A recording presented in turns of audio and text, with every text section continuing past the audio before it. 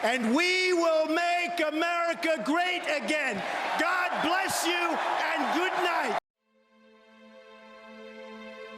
Siapa yang tidak mengenal negeri Paman Sam? Amerika Serikat merupakan negara adidaya yang hegemoninya dalam 10 dekade terakhir begitu sulit untuk digoyah. Sebagai sebuah negara adidaya, Amerika Serikat memainkan peranan penting terhadap isu ekonomi dan keamanan internasional. Amerika Serikat, disingkat dengan AS atau secara umum dikenal dengan Amerika saja, adalah sebuah negara republik konstitusional federal yang terdiri dari 50 negara bagian dan sebuah distrik federal. Negara ini terletak di bagian tengah Amerika Utara yang menjadi lokasi dari 48 negara bagian yang saling bersebelahan, beserta distrik ibu kota Washington DC. Amerika Serikat diapit oleh Samudra Pasifik dan Atlantik di sebelah barat dan timur, berbatasan dengan Kanada di sebelah utara dan Meksiko di sebelah selatan. Dua negara bagian lainnya, yaitu Alaska dan Hawaii, terletak terpisah dari daratan utama Amerika Serikat. Negara bagian Alaska terletak di sebelah ujung barat laut Amerika Utara, berbatasan dengan Kanada di sebelah timur dan Rusia di sebelah barat, yang dipisahkan oleh Selat Bering. Sedangkan negara bagian Hawaii adalah sebuah kepulauan yang berlokasi di Samudra Pasifik. Amerika Serikat juga memiliki beberapa teritori di Pasifik dan Karibia, dengan luas wilayah 3,79 juta mil persegi atau 9,83 juta kilometer persegi dan jumlah penduduk sebanyak 315 juta jiwa, Amerika Serikat merupakan negara terluas ketiga atau keempat di dunia dan terbesar ketiga menurut jumlah penduduk. Amerika Serikat adalah suatu negara yang paling beragam di dunia, yang muncul akibat adanya imigrasi besar-besaran dari berbagai penjuru dunia. Iklim dan geografi Amerika Serikat juga sangat beragam dan negara ini menjadi tempat tinggal bagi beragam spesies. Amerika Serikat sendiri juga merupakan negara dengan kekuatan militer nomor 1 di dunia. Sayangnya, semakin tinggi suatu pohon, semakin kencang pula terpaannya. Negeri Paman Sam ini harus menghadapi rangkaian ancaman tanpa henti, baik dari segi eksternal maupun internalnya. Dan salah satu ancaman paling mematikan yang menghantui negeri Paman Sam sehingga saat ini adalah terorisme. A federal judge has ordered Christopher Lee Cornell to be held without bond following a brief detention hearing in Ohio Friday. This comes as more details are revealed into his alleged plan to attack the U.S. Capitol building and shoot government officials. Jeff Pegues says this is only the latest case of the U.S. Capitol being targeted. Terrorism has become the systematic weapon of a war that knows no borders or seldom has a face. Jacques Chirac, mantan Presiden Prancis pada 1995 hingga 2007 pun mengajukan pendapat menohok terkait berbahayanya suatu senjata yang mampu merusak harmonisasi masyarakat secara sistematis serta menimbulkan berbagai dampak lanjutan layaknya huru-hara yang begitu mematikan dan hal tersebut bernama terorisme. Teror atau terorisme selalu identik dengan kekerasan.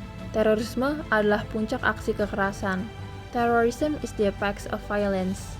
Bisa saja kekerasan terjadi tanpa teror, tetapi tidak ada teror tanpa kekerasan. Terorisme tidak sama dengan intimidasi atau sabotase. Sasaran intimidasi dan sabotase umumnya langsung, sedangkan terorisme tidak. Korban tindakan terorisme seringkali adalah orang yang tidak bersalah. Kaum teroris bermaksud ingin menciptakan sensasi agar masyarakat luas memperhatikan apa yang mereka perjuangkan. Menurut Black's Law Dictionary, terorisme adalah kegiatan yang melibatkan unsur kekerasan atau yang menimbulkan efek bahaya bagi kehidupan manusia yang melanggar hukum pidana, yang jelas dimaksudkan untuk mengintimidasi penduduk sipil, mempengaruhi kebijakan pemerintah, dan mempengaruhi penyelenggaraan negara dengan cara penculikan atau pembunuhan. Anarki adalah kejahatan terhadap seluruh umat manusia, dan seluruh umat manusia harus bersatu padu melawan kaum anarkis, ujar Roosevelt dalam pesan pertamanya kepada Kongres AS pada Desember 1901. Pada sejarahnya, terkhusus bagi Amerika Serikat, dalam 2 dekade ke belakang, negeri Paman Sam memiliki catatan historis yang cukup menohok terkait isu terorisme. Mulai dari konspirasi pembentukan garda teroris, hingga negara mereka menjadi sasaran utama penyerangan terorisme. Pada awal sejarahnya, teroris mulanya diidentikan dengan kaum anarkis. 100 tahun kemudian, identik dengan Islam. Direktur The Indonesian Society for Middle East Studies atau IMSES, Riantori, menegaskan bahwa sebenarnya tidak sembarangan untuk mengidentifikasikan kelompok-kelompok yang disebut teroris. Ketika kegiatan teror dilakukan oleh kelompok tertentu, bermaksud memperjuangkan keadilan, mereka justru dianggap dengan kelompok pejuang.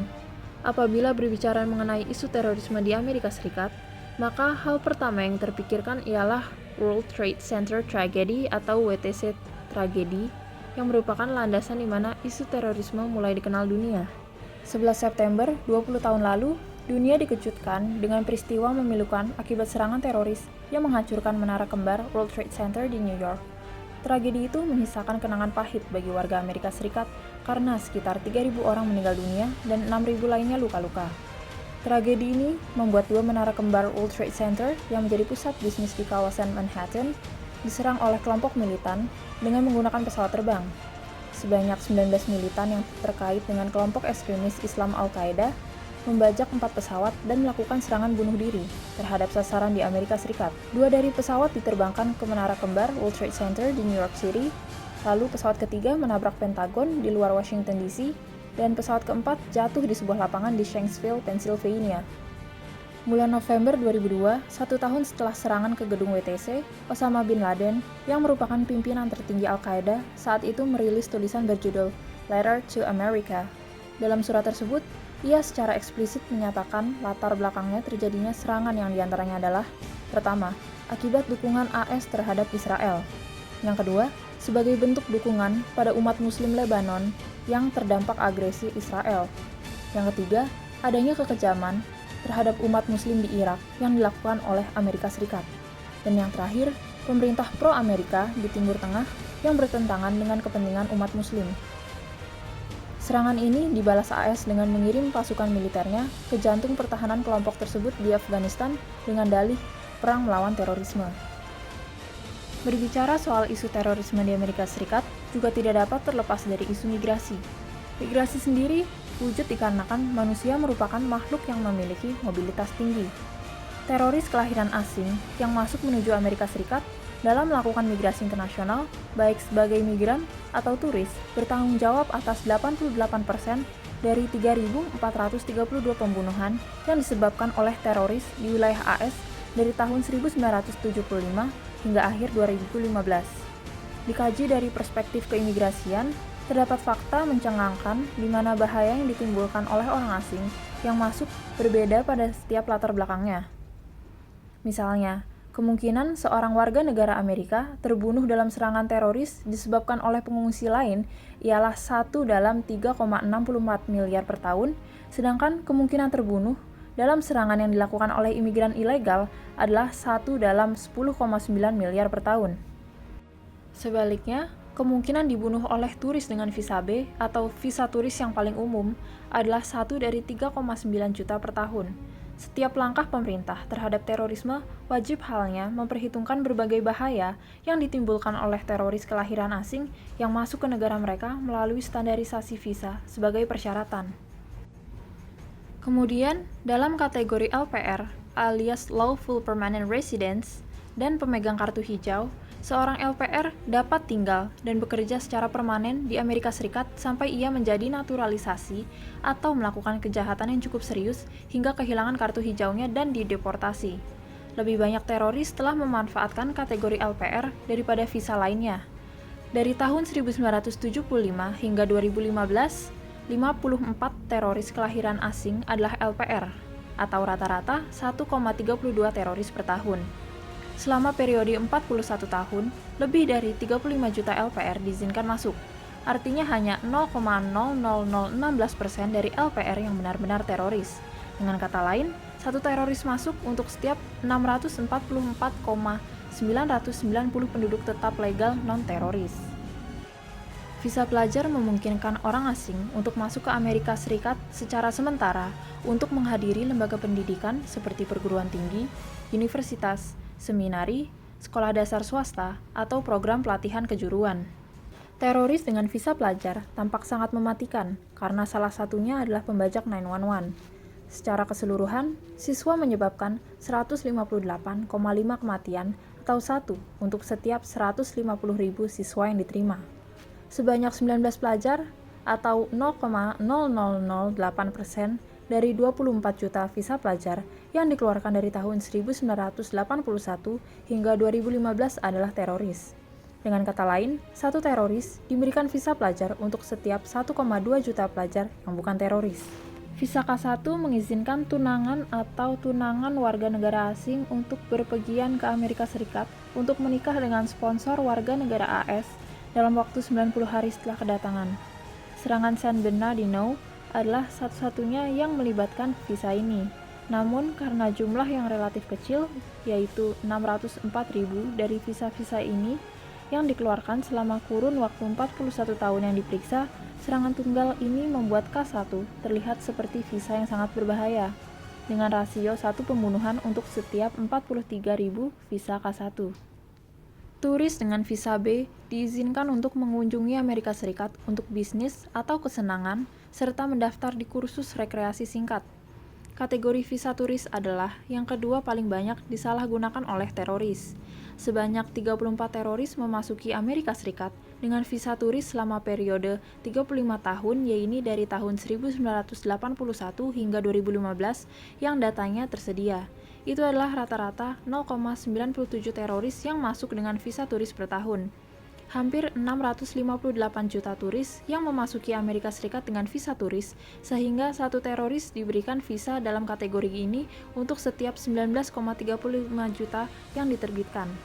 Program bebas visa atau VWP memungkinkan sebagian besar warga negara peserta untuk mengajukan perjalanan ke Amerika Serikat untuk bisnis atau pariwisata hingga 90 hari tanpa terlebih dahulu memperoleh visa. Ada 3 teroris di VWP dari total 388 juta entry selama program berlangsung, atau satu teroris untuk setiap 129 juta entry. Itu membuat VWP menjadi kategori visa paling aman. 3 teroris VWP membunuh 0 orang. Salah satunya adalah warga Prancis Zacharie Mousseau yang awalnya merupakan bagian dari konspirasi 911 tetapi berada di penjara atas tuduhan yang tidak terkait pada saat serangan. Kajian kemudian dilakukan terhadap probabilitas pengungsi menjadi teroris. Konvensi 1951 tentang status pengungsi mendefinisikan pengungsi sebagai orang yang dikarenakan oleh ketakutan yang beralasan akan penganiayaan yang disebabkan oleh alasan ras, agama, kebangsaan, keanggotaan dalam kelompok sosial dari partai politik tertentu, berada di luar negara kebangsaannya, dan tidak menginginkan perlindungan dari negara tersebut. Pengungsi sering acap kali menimbulkan problematika. Hal ini mengingatkan kehadiran pengungsi berpotensi mengacaukan masyarakat dari segi sosial dan ekonomi. Akhirnya, biaya terorisme lainnya seperti kerusakan properti, kerugian bisnis, dan penurunan pertumbuhan ekonomi turut dipertimbangkan. Faktanya, hanya 3 serangan teroris yang dilakukan oleh orang asing di wilayah AS yang telah menimbulkan kerugian harta benda, bisnis, dan ekonomi yang lebih luas, yaitu pengeboman WTC, serangan 911, dan pengeboman Boston Marathon. Kebijakan Zero Tolerance Immigration sendiri kemudian dikeluarkan sebagai upaya Amerika Serikat untuk menekan jumlah kedatangan imigran ilegal yang kian bertambah tiap tahunnya. Kemudian dikaji dari segi analisis biaya manfaat, penyaringan imigrasi untuk tujuan kontraterorisme menjadi hal yang teramat penting untuk dilakukan oleh Amerika Serikat. Meskipun teroris jarang mencapai tujuan akhir mereka, Amerika Serikat akan selalu rentan terhadap serangan teroris, sering dihadapkan dengan ancaman terorisme. Kemudian, izinkan kami memberikan tribut khusus, sekaligus apresiasi terhadap Mr. Alex Norris yang telah menyajikan data secara spesifik untuk kami sajikan kepada penonton setia kami. Akhir kata, tidak peduli dimanapun kita berada, terorisme entah bagaimana bentuknya tidak layak untuk mendapatkan tempat. Entah dari perspektif mana Anda memandangnya, teror akan tetap menjadi teror. Sesuatu yang akan senantiasa memicu disharmonisasi sosial apabila terjadi. Terima kasih telah menyimak video kelompok kami. Saya, Denisa Aurora, selaku pengisi suara, juga mengucapkan terima kasih kepada editor video ini, yaitu Acil Syah Gibran, dan juga anggota kelompok lainnya. Mohon maaf apabila terdapat kesalahan. Sekali lagi, saya ucapkan terima kasih dan sampai jumpa.